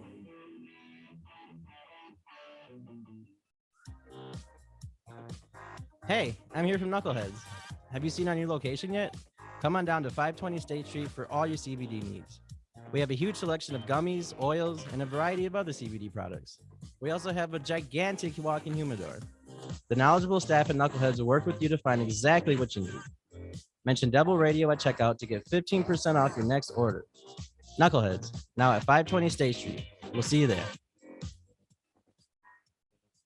This is Crazy PC Dave, and at Community PC, we're crushing prices on our monthly Tech Protect plan. It's our great end-of-year blowout sale. Cut, but we can't do that legally. I'm Crazy PC Dave, and from now until New Year's Day, get our award-winning monthly maintenance plan for half price. But that's Lenny's shit. Come on, Brian. That's real peace of mind for less than $7 a month. That's kind of crazy. All right, but you're talking to him if he calls. Call Community PC today at 608-268-7178 or visit COMMP. Cron is in the U.S. I'm Jackie Quinn with an AP News Minute.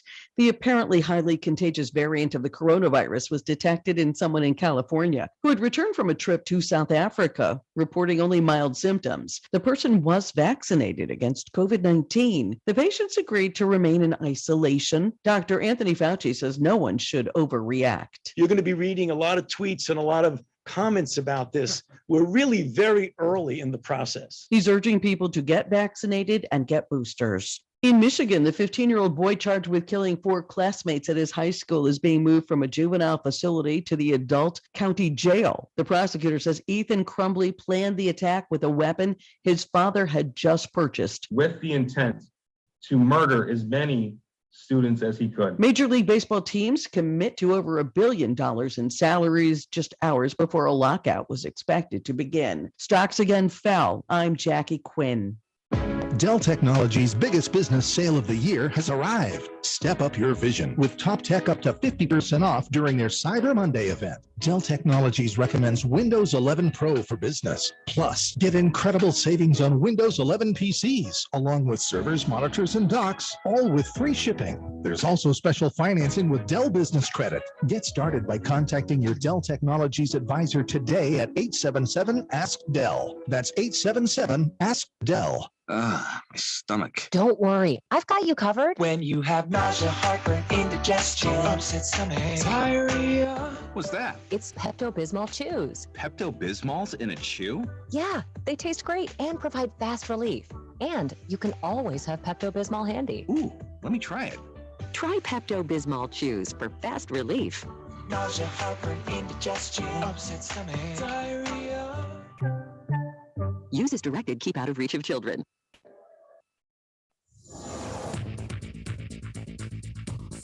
For Devil Radio 92.7 FM and WTTN 1580 AM, I'm Luke Mathers with your headlines. According to an agreement approved by the Wisconsin Legislature's Joint Finance Committee on Tuesday, the state of Wisconsin is set to receive $420 million over the next 20 years in a settlement with major distributors of opioids for their role in the opioid health crisis. The state of Wisconsin and 87 local governments across the state were part of the multi-state lawsuit that resulted in the $26 billion settlement for the misrepresentation of long-term risks of opioids. On Tuesday, the Wisconsin Economic Development Corporation announced the agency will be relocating its offices from downtown Madison to the Black Business Hub that is being planned on Madison's south side. Yesterday, Governor Tony Evers appointed Jack Salzwedel to the Wisconsin Economic Development Corporation's board. Salzwedel has led American Family Insurance for the past 10 years and will replace Rebecca Cook, who stepped down from the board in October to run for Congress in the state's 3rd congressional district. You're listening to Devil Radio.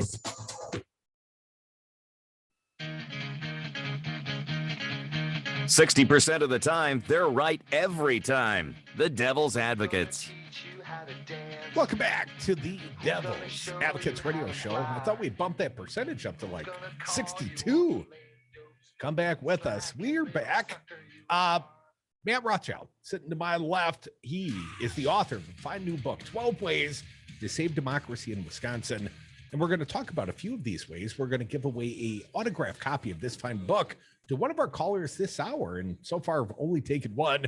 So be patient. We're going to take some more calls, but I've got a little update on the Gableman story, the corrupted former Wisconsin Supreme Court justice, who's now the investigator in chief of the, rigged election. It was a rigged election, but somehow you're mischaracterizing my words. That's what the man said. He called it rigged. You know, it's only rigged in the perspective that Zuckerberg gave money to 5 Democratic cities, or at least that's the way they would characterize it. But man, Rothschild, you and I pay attention, and we know there were like 200 communities in the state of Wisconsin, but it's playing out on Right Wing Talk Radio. Gableman is a frequent guest on Right Wing Talk Radio, and you only get to hear one side of the story. And of course, the Right Wing Talk Radio host also acted as witness in the voter election integrity committee hearing where only Republican representatives got to give testimony. Man, it's getting very fishy up in here. Yeah, and these public hearings that are by invitation only, and they're only right wingers like Dan O'Donnell or Gableman who get invited, and Democrats can't have their own witnesses, and God forbid the public gets to say anything at a public hearing. Well, and he went after one of the journalists who actually got to write up the story about it, Patrick Marley. What do you say about Patrick Marley from the Journal Sentinel, the paper of record? Do you recall? He was slandering Marley about 3 times while I was listening, once calling him an activist, not a journalist, and criticizing the Journal Sentinel, Marley's employer, kind of in Trump-like language, saying it's no longer a great newspaper. And saying that, Marley was going after him for all sorts of ridiculous things. Like every bully I've ever met Gableman is thin-skinned and he can't stand any criticism. I bet he got made fun of a lot as a kid. Portly fellow that he is. Reporting from Patrick Marley, indulge me briefly, Matt. Michael Gableman, as part of his election review for Republicans, hired one investigator who has sought to overturn the presidential results and another who this year worked closely with a felon to examine Wisconsin ballots. In hours-long testimony before the Assembly Committee, Gableman on Wednesday said he made legal filings this week against the mayors of Green Bay and Madison because he believed they had not cooperated with him. However, according to Marley, there are no records of the filings that could be found on the state's online database. You know, perhaps they're moving slow over there. Gableman, a former state Supreme Court justice, also insisted he was properly reimbursed by taxpayers for the cost of his travel this summer to South Dakota. That was to go out to the cybersecurity Mike Lindell event. And he also went to Maricopa County, Arizona to observe the cyber ninjas. You know what he said he was in Arizona for? To save Wisconsin taxpayers money so that we don't have to spend $6 million or $8 million like they did in Arizona. But the Assembly Speaker, Robin Voss, who tasked him with this investigator title, said the taxpayers weren't going to have to pay his freight to go out and, do this. But apparently they did. A little bit more here. Gableman used his testimony to attack Democrats, election officials, and a suddenly incurious press. He complained that Democratic lawmakers wouldn't meet with him in private and accused election officials and the mayors of Green Bay and Madison, those are in Wisconsin, of trying to run and hide from accountability to the citizens they're supposed to serve. The officials whom he targeted disputed that characterization, saying they had responded to his inquiries appropriately. I mean, God forbid throwing them away. God forbid they hire lawyers, which is their right still in Wisconsin. I would think a former Supreme Court justice would recognize that. Now, it was stated to me, and I have not verified the veracity of this statement, Matt, but my understanding is he claimed he had made appointments to go and meet with Democratic leaders, and the Democrats no-showed his ass. Well, that's what he said. But one representative had said, she was only going to meet with him in public, that they had decided that they were going to meet only with him in public and he wanted to meet with him in private. And so they decided not to do that. One last thought here. The Voters Alliance brought a lawsuit to try and overturn the election. And a guy named Ron Heuer, Heuer, is the guy that Gableman finally acknowledged. He acknowledged all of his staff, only keeping one staffer anonymous at this point. I don't know why, but this Ron Heuer has helped push a lawsuit here in the state of Wisconsin. The Voters Alliance brought the lawsuit with the help of the conservative Thomas More Society and the Minneapolis law firm of Mormon, Cardell and Erickson. Now, Cardell is a Trump-associated lawyer. He came to the Wisconsin State Capitol. I interviewed Cardell. Not a real bright bulb. Gableman is sharing office space with the society and the law firm. Right. So he's sharing, this is supposed to be an independent investigation, and he's sharing office space with the firm that's trying to overturn the election results. And his explanation, for the office share arrangement, I try to treat the taxpayers' money as if it's my own by being prudent and cautious with it. He's just saving us money, man. Yeah, but essentially, though, the taxpayer, you, the listener, and Crudy and me, and Fancy Brian, our taxpayer dollars are now subsidizing the Thomas More Society and this law firm that was trying to say the legislature in Wisconsin, not the Wisconsin Elections Commission, should ratify the election. Who's paying the light bill? 844-967-2789. Going to the phones and all the fine people that want to win a copy of 12 Ways to Save Democracy in Wisconsin. Matthew Rothschild's fine new book. You get an autographed copy if you're super cool and you impress the judges. Careful, the Russians never happy. Jeff from Madison, you're next. Welcome. What do you got for us? Hey, gentlemen. Matt, I got a question for you. With yesterday's ruling from the Wisconsin Supreme Court about the gerrymandered maps, is there anything else that can be done, or are we hosed for the next 10 years? Hey, Jeff, good question. We're not hosed for the next 10 years because the Wisconsin Supreme Court may not be the ultimate arbiter here. And what was the ruling, Matt? It was, I'll lay out the ruling and then you tell me where you think we're going from here. It was a horrible ruling. Wisconsin Supreme Court basically adopted the Republican position 10 years later, they want to keep the boundaries basically where they're at, where they've locked in legislative, control, the most partisan gerrymandered in the nation, perhaps. Well, 10 years ago, they made massive variations from existing boundaries. So now that they've got the map they want to lock in, they went to the courts and said, well, this should be your goal. And by a 4-3 decision, the Wisconsin Supreme Court said, yeah, we like your idea, Republicans. Yeah, they like the basic idea. They didn't take the Republicans' maps that were ran through the legislature and that Evers vetoed. Instead, they went back to the original 2011 maps and say, we're going to make the least amount of changes here as possible, which was essentially the same philosophy that Voss used in drawing the new maps that were vetoed.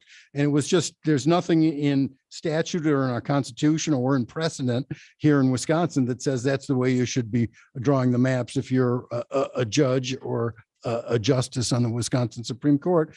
And of course, obviously, it's locked in the rigged maps, as you were saying, Crudy, from 2011, which a federal panel of judges had said were unconstitutional and that no one in Wisconsin should have to endure another election under those rigged maps. And that was back in January of 2016. If the Wisconsin Supreme Court has its way, this is going to be enduring elections that are under rigged maps until 2030 or beyond. That's what's crazy about it. But there is a lawsuit in federal court right now. Yeah, let's talk about that. The Republicans would love for their partisan controlled state Supreme Court to make the ruling and decide upon the maps, but that's not the precedent. That's not the way typically it's been done. And, 10 years ago, the Republicans got to cast all the control, but historically it's been a judicial board on the federal side. If I remember my history, Matt, what do you think the likelihood the federal court's going to insert itself with the supremacy clause? Well, there are some real federal issues here, including the Voting Rights Act, and whether the map that the Wisconsin Supreme Court ultimately draws is in accord with the Federal Voting Rights Act. And so I think that may be the safest grounds for litigants to take it into federal court and tell the federal court, you've got to jump in here because the Wisconsin Supreme Court has drawn a lousy map that is disenfranchising Latinos and African Americans. And at that point, the federal court will take over. Jeff, appreciate your call. Next up is Jack on the phones at 844-967-2789. Merrimack checking in. Jack, say hi to my pal, Matt Rothschild. Hi, Matt Rothschild. Hey, Jack. It seems to me that the Supreme Court of the state of Wisconsin basically has thrown out our Constitution in the state. They have accepted the lame duck session legislated limits on what the governor and the attorney general can do. Now they have essentially thrown out the veto power of the governor because they just basically said, well, we're not going to accept that as veto. We're going to just take what the legislature has done. Besides voting different justices on that Supreme Court, is there anything we can do about this? I mean, they're basically throwing out the whole Constitution of the state of Wisconsin in terms of separation of powers, in my opinion. I'm not a lawyer, but that's what it sounds like. Well, Jack, I think they are throwing out the Constitution that says the will of the people is the law of the land. The Constitution here in Wisconsin, like our federal Constitution that says, we have the right to freedom of assembly and freedom of speech. And this gerrymandering is taking our freedom of speech and assembly away because they're making it much harder for us to assemble if we're Democrats and to speak if we're Democrats. They're muffling our voices by jamming us into as few districts as possible. That was kind of the essential dissent from Elena Kagan in the big U.S. Supreme Court case a couple years ago. But those arguments can be made as forcefully here in Wisconsin. The Republicans or the conservatives on the Wisconsin Supreme Court didn't want to hear those arguments, didn't want to entertain the question as to whether hyper-partisan gerrymandering is an offense to the Wisconsin Constitution. They didn't even ask the question of the litigants, though, to respond to that. They just declared that hyper-partisan gerrymandering in Wisconsin, we can't say whether that's good or bad as far as our Constitution goes. And that's too bad. And Judge Dallett, in her dissent, Justice Dallett said they should have, if they were going to address that question, they should have asked the litigants to address it first. And she also said this is a terrible assault on representative democracy because they're acting like Scott Walker is still the governor, even though the voters decided not to reelect Scott Walker, because it was Scott Walker, of course, who signed the rig maps back in 2011, which they are now using as the basis to draw new maps. Matt, if memory serves, in the governor's chamber in the state of Wisconsin, on the ceiling, it says, the will of the people is the law of the land. Well, I heard you on my competitor in Rock County yesterday talking about this issue of gerrymandering, and you were doing so on Right Wing Talk Radio, but I thought you made an excellent point. The will of the people is not being done. Republicans, Democrats, independents, 56 referendums you talked about. Matt, I'll let you to do the math on the radio, but tell us the popularity of not having this gerrymandering go on in the state of Wisconsin. Well, that's the crazy thing, because we have 72 counties in Wisconsin. In 56 of those counties, either by county board resolution or by countywide referendum, the people have said by overwhelming margins that they want to ban partisan gerrymandering and they want independent, nonpartisan redistricting. And that's not what we're getting. There is a bill to give us independent, nonpartisan redistricting. We can't even get a hearing on it because Dewey, Strobel, and Voss won't let it come to a hearing even, much less get a vote. So what the people want, the people aren't getting. 83% of the people want medical marijuana. We're not getting that either. Why aren't we getting what the people want? Because of gerrymandering, because of money in politics, because of hyperpartisanship. Man, you stop harshing my buzz.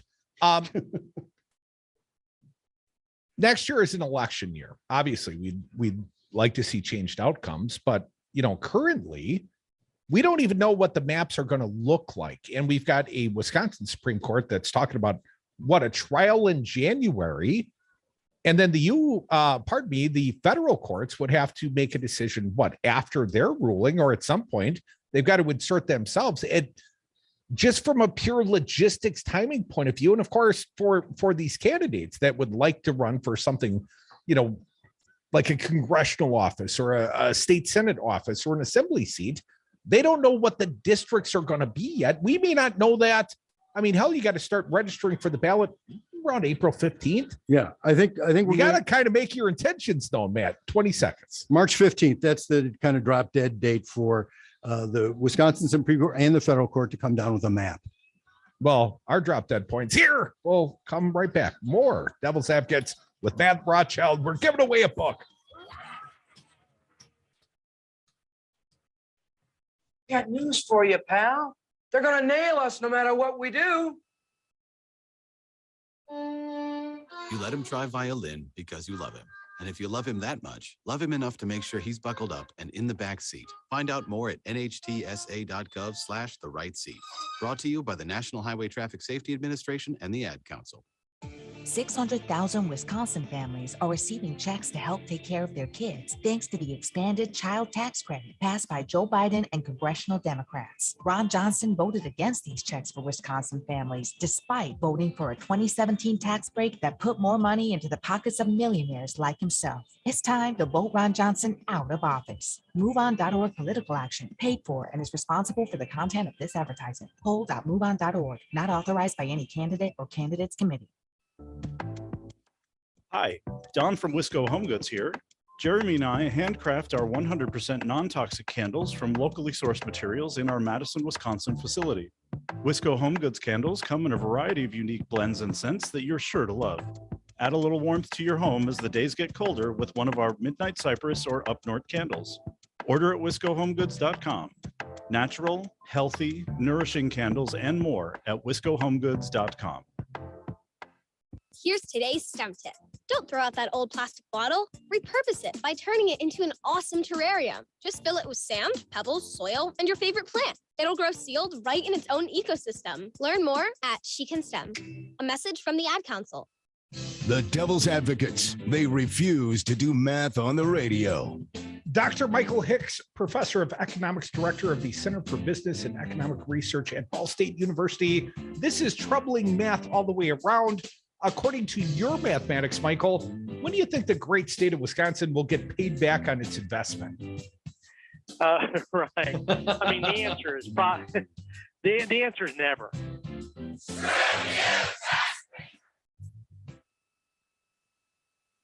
The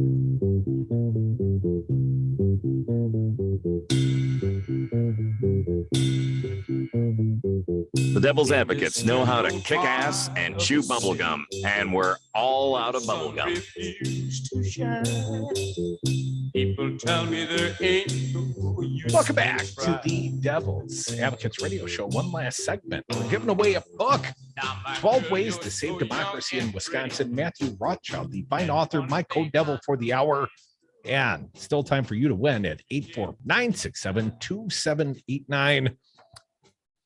Is that the biggest issue, gerrymandering? I think it's the current fight. Somehow it's been pushed to the back page, the back burner by the Gableman crazy investigation. Is that the point in some way, shape, or form? Are they trying to give us a distraction from the real battle being waged over these legislative maps? I don't think it's a distraction. I think this beating of the dead horse of last November election is a tactic by right-wing strategists, not only to keep their base animated and feed them red meat, but to keep them jazzed all the way up to 2022 and maybe 2024. And if they win the governorship here in 2022, they may change the way our elections are administered. They may get rid of the Wisconsin Elections Commission. They may give the power to the legislature or a committee of the legislature to decide who actually won. Then we're going to be like Georgia, where a partisan Republican official will be able just by fiat overturn the will of the people. Matt, let's talk about a huge wild card. U.S. Supreme Court today heard oral arguments in the Mississippi case, the case that perhaps could overturn Roe v. Wade. We'll have a ruling by like next June, right before the midterms, just in time to have some real impact. Matt, I am fearful, especially for my female friends and family members, that people are going to lose their reproductive rights.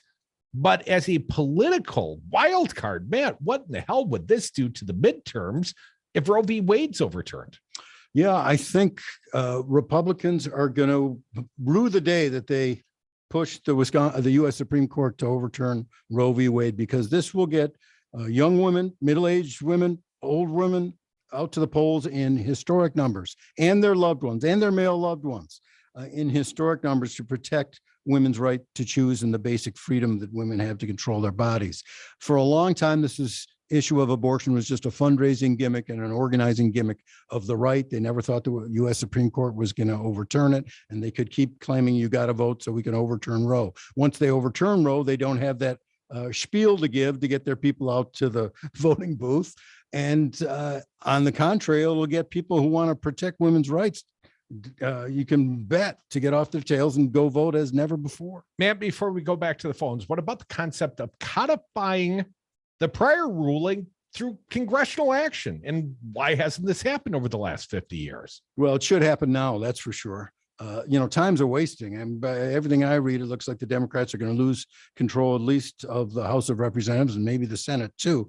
So anything good that's going to happen has got to happen in the next 11 months. That includes protecting a woman's right to choose, protecting the freedom to vote, and getting a new U.S. Supreme Court justice on there. Well, time's a waste, and to give away a fine copy of 12 Ways to Save Democracy in Wisconsin, Matthew Rothschild's fine new book.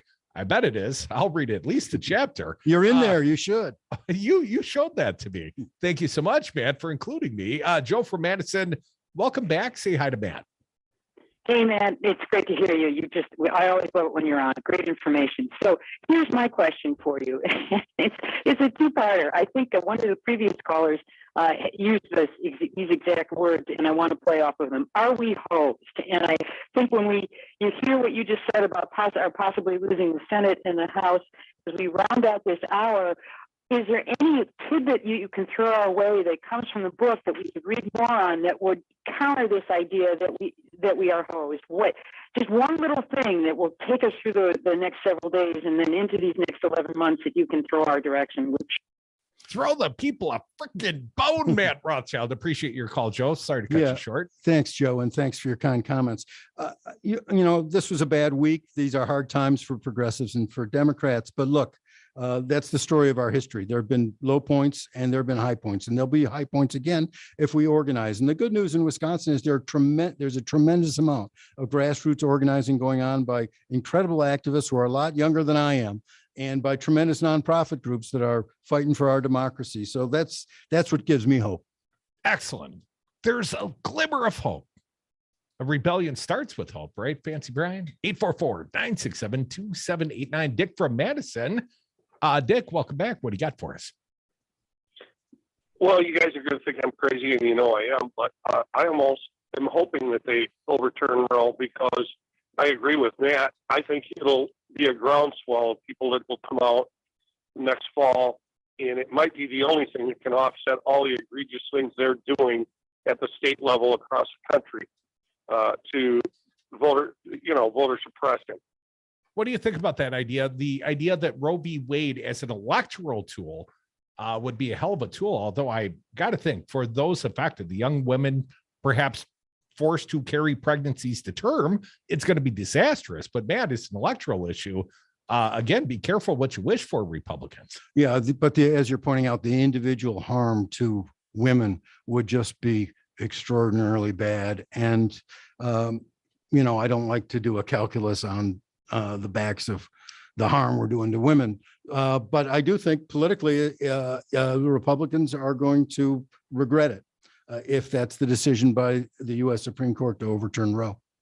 Mark from the SAC, our buddy, welcome back. Say hi to Matt Rothschild, Mark. Hey, Matt. Thanks for taking the calls here. But how do we, when even the ancients recognized the importance of judicial independence, because that I've read things about the Persian Empire, they did not tolerate corrupt judges. That how do we restore judicial independence in this state when the Supreme Court has WMC and the Bradley Foundation, or whoever else it is, write their code of ethics? That because even accountants are supposed to have a code of ethics, which is supposed to be you're supposed to avoid the appearance of impropriety, if not impropriety itself. I mean, Gableman should recognize that he actually came out and said this was a rigged election. He attended some event, when Trump had lost, and that he was, raising his hackles at getting questioned. Well, he deserved to get questioned. Mark, I'm going to cut you short. So Matt has at least a minute to respond.